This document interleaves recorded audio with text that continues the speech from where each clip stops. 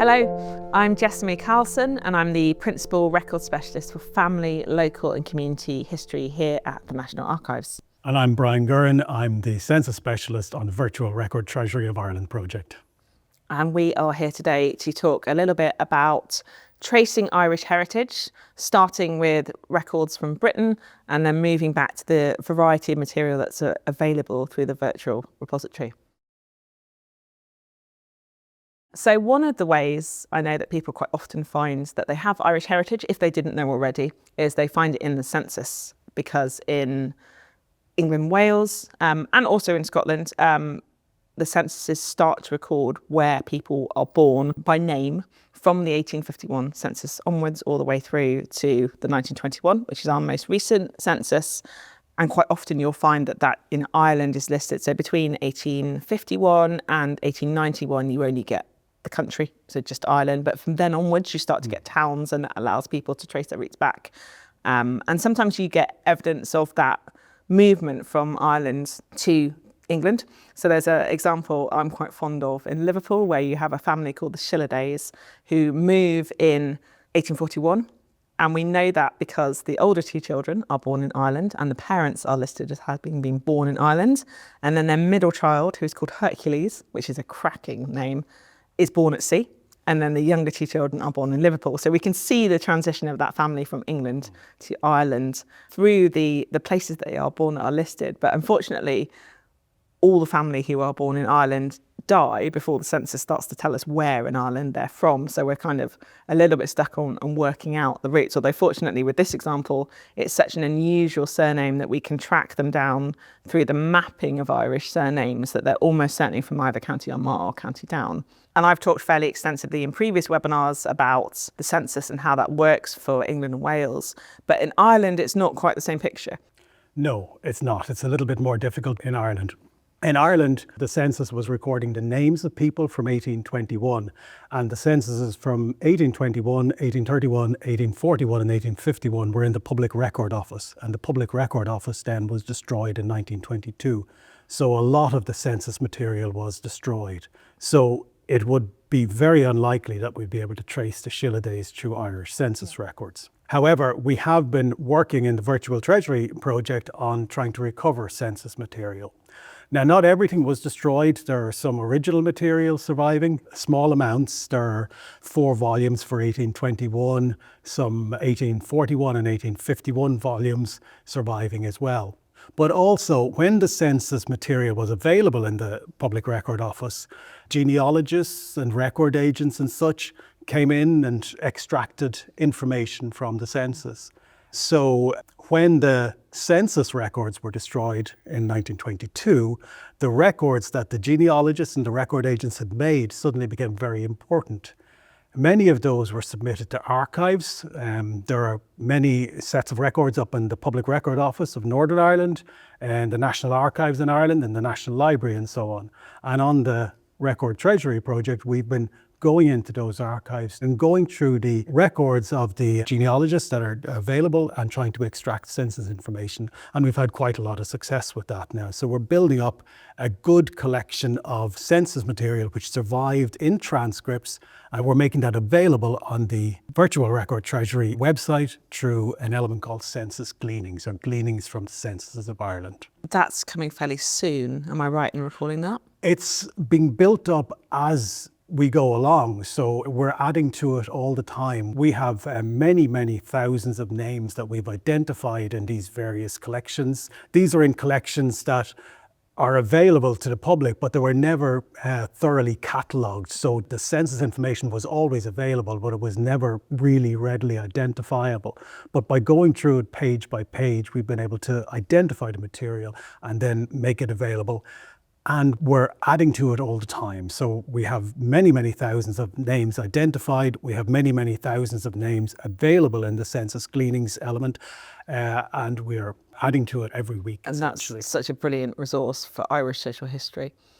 And I know in England and Wales, the most recently released census for us is the 1921, and that went ahead for England and Wales and Scotland. But in Ireland, it didn't happen, right? Different matter in Ireland. Again, it was planned that a census would be held in Ireland in 1921. But at the time, the War of Independence was on, and it became impossible to organise the census. So in April 1921, the census was formally cancelled. And the censuses in Ireland, in the Northern Ireland and in the Free State, or the 26 counties in the south of Ireland, were put off until 1926. The 1926 census for Northern Ireland was destroyed during World War II, but the 1926 census for Southern Ireland survived. They're held by the National Archives Ireland, and they're going to be released in 2026 next year. So in England and Wales, the census only holds personal information from 1841 onwards, but it's a different picture in Ireland. And you've already touched on the 1821 census, but are there any earlier examples? There are indeed. There was a remarkable census that was conducted in Ireland in 1766, a religious census which required the return of all household names. That can be very useful for genealogists. And there are interesting local censuses around for a small number of places, such as the 1799 census at Carrick-on-Suir, the 1820s census for Lisburn, and other interesting items which are very, very useful for genealogists and family historians if you're interested in those particular places. And I know in some of the local records that are held over in England and Wales, there's also a couple of examples of religious censuses. So I know in the 1890s, there's a census of the Catholic population in the Diocese of Westminster, which is pretty much the whole of London. And there's quite a sizable Irish population in London at that point. So that's another example of an interesting one that you might not realise survives, but there's actually there. That's held by Westminster Archives, but it's available through commercial partners, and you can look at that. So there are gleanings of other social stories we can tell through different aspects of a census, I guess. Absolutely. And that's a superb census, very, very detailed. So that's an excellent source.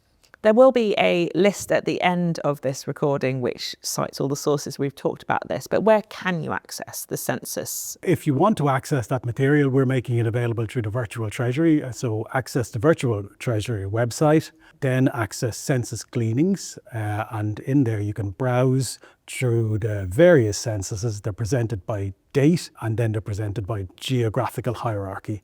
They're very easy to use, and the geographical hierarchy is generally understood by family historians, so it's quite accessible. And the information is available in tabular format, and it can be copied out and examined and so on. So civil registration in England and Wales starts in September 1837, and that covers births, marriages and deaths.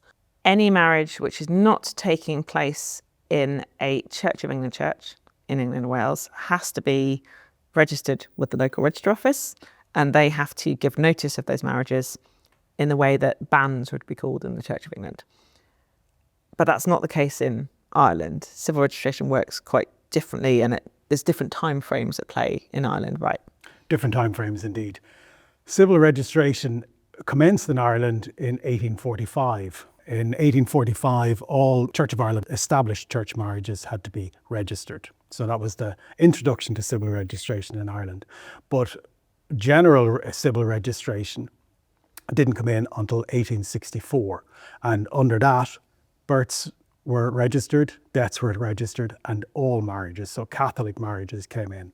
So if you're using civil registration, Catholic marriages won't appear before 1864, and no births will appear before 1864. And curiously, that's one of the reasons why the Irish census form was a little bit more complicated than the one in England, because since England had civil registration, there was no need to require the recording of deaths on the English or the Welsh census form. But in Ireland, with no civil registration of deaths, the early census forms that were used had a table which required the recording of deaths on them, deaths that had happened in the previous 10 years. Civil registration, Irish civil registration, is freely available on a website, irishgenealogy.ie. It's searchable, and it's a very, very useful and very, very convenient site for the family historian or the genealogist. And if you're looking for England and Wales, there's a great website called freebmd.org.uk, which has a similar function. You can search all those civil registration indexes. from 1837 up to the moment to sort of the 1970s or thereabouts. And it's quite useful for wildcard searching for where you have different ways that surnames are spelt, or you might have misspellings or common misspellings. You can kind of utilise the functionality before going to the General Register Office's own sites. You could sort of use the two sets together to get the best out of the possible data. Very good. Civil registration, I should say, there's a 100-year rule on it for births and marriages, so you can't access anything within the last 100 years, and for 50 years for deaths. So that's that. Whereas in England and Wales, you can access up to 2 years ago or thereabouts. Because the certificates themselves aren't in the public domain that way, it's just the indexes. So you can get far more recent records through the English and Welsh system. Scotland has its own functionality, which is separately administered, and I'll leave those to the Scottish specialists. But yeah, it's interesting to hear about the variety of sources that you might find to be trying to trace those records through a government lens, I guess. Yeah. Now, when I talk about those limitations, those are the limitations that are available online. You can go into the General Registry Office and access more recent material, but online, it's within those timeframes. So once you've found records in the civil indexes, be that in Ireland or in England and Wales, one of the options that you might wish to pursue is the religious records that survive. There's a mix of Catholic and Protestant records for both Ireland and England and Wales. Obviously, in England and Wales, the state religion is the Church of England, or the Church in Wales, latterly in the 20th century. And all marriages which take place in anywhere that is not the Church of England have to be registered through the civil indexes. Church records are slightly different, but you do get a mix of registers that survive for England and Wales. And you might also find social records, so records around church societies, those kind of things sort of turn up.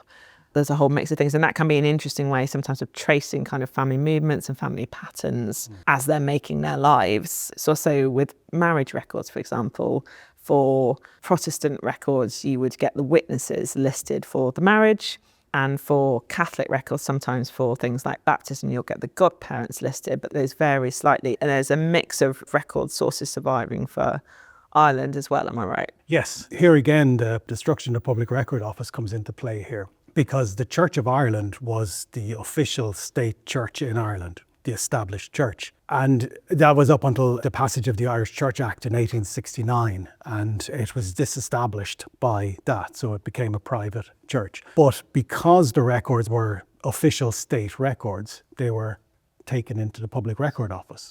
So many hundreds of Church of Ireland records arrived in the Public Record Office, and then when the Record Office was destroyed, the parish registers were destroyed. Now there are many copies, and the survival rate is much better than you might assume, but a lot of information was lost. The Catholic Church, which was just a private church, didn't have any official state function. Those were private records, so they didn't go into the Public Record Office. So many Catholic parish registers have survived. Now, the National Library of Ireland has a wonderful website which has made the Catholic parish registers available online. You can view images of the parish registers. They're not searchable, so it can be difficult to use them. You do have to scroll through the images to find your information. But if you have identified an ancestor in the civil registration, you know the date of birth of that ancestor, for instance. So it should be a simple task then, if the Catholic Register exists, to access the Catholic Register and identify that particular person. And by combining the information in the civil registration and the information in the Catholic Register, you can get quite a lot of information about your ancestor. And as you said, Catholic registers for a baptism, they'll typically contain the name of godparents. They'll often contain the information on the address or the location that the person lived in. So they're very useful for our family history. Catholic marriage registers will contain information about the witnesses to the marriage, and also often the occupation of the family, the names of the parents sometimes. And one of the main differences between Catholic registers and Church of Ireland registers is that the Church of Ireland parishes typically recorded burials. So burial records were available for Church of Ireland. Catholic parishes usually didn't record burials. So you will typically only have baptism and marriage registers for Catholic parishes. Some parishes will have recorded burials or funerals, but that was untypical. So I know with the research that I've done in Liverpool, there are quite a lot of Latin parishes in Liverpool, which means that the parish registers for the Catholic churches are written in Latin. So that can be a bit of a stumbling block if you're not familiar with it. Is that true in Irish records as well?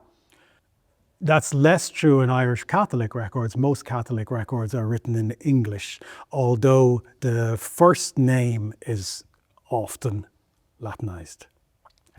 And in terms of Gaelic, does that come up a lot? Because I know when I was starting to look for examples of trying to trace Irish names or names that I associate with Ireland, the names I was looking for, like Niamh and Fionnuala and those kind of names, just weren't coming up.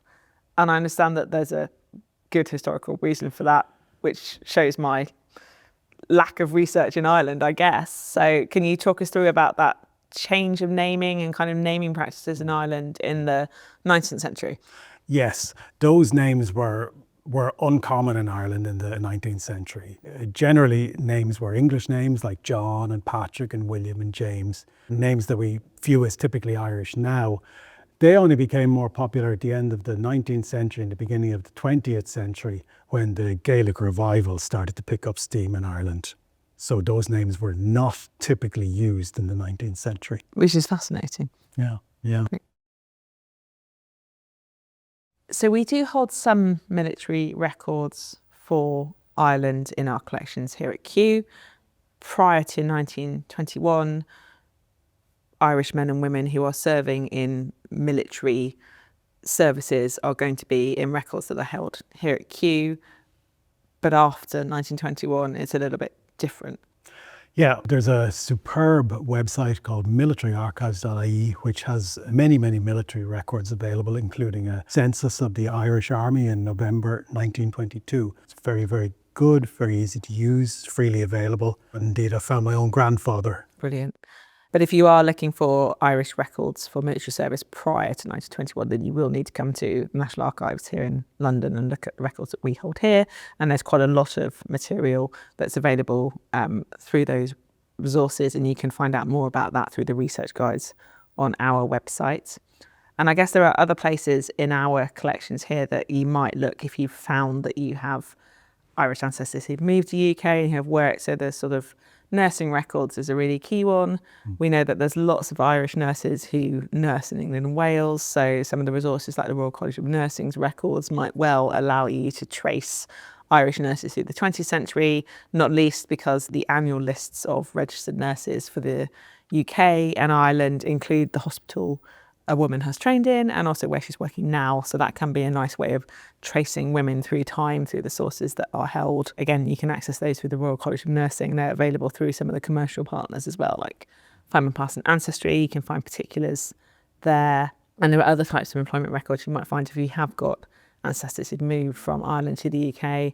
Some of the records that we hold here for railway records, we have for some companies, we have quite extensive staff listing, and you might find that men have moved from working on ships, say, to railways, and we have records of those. We know we also have records of shipping moving around the country, and quite often there's a considerable wealth of Irish crew, so you might well be able to trace Irish ancestors through some of those records, particularly in the 19th century.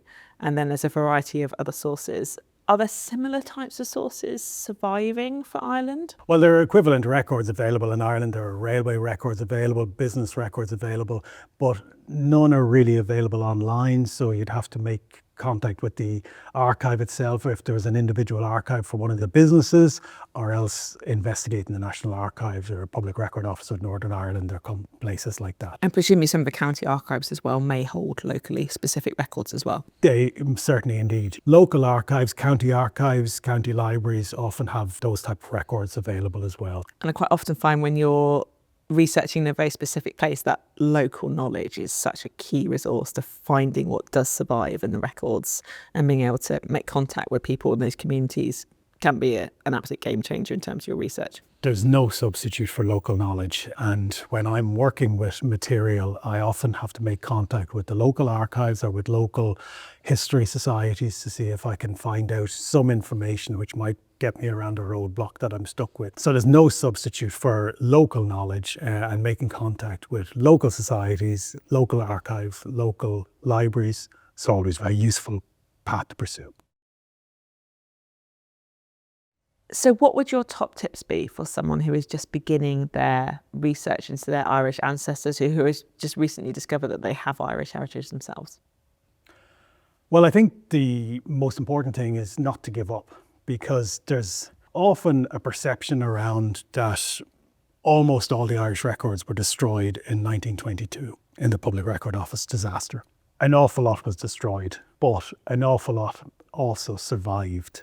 And a lot more has survived than we on our project would have thought initially at the start. But also, as the project continues, a lot more is turning up. So I'd encourage people to have a look at the population portal on virtualtreasury.ie, where census material and census substitute material is available, and hopefully more will become available over the coming years. So it's a really exciting time to be researching in Irish social and cultural history through the virtual treasury. Yes, I think it is. Well, thank you so much for being here today. Thank you very much, Jessamy. I really enjoyed it. Me too. Thank you. We hope this has been a useful introduction to researching your Irish heritage. Thank you and best of luck with your research.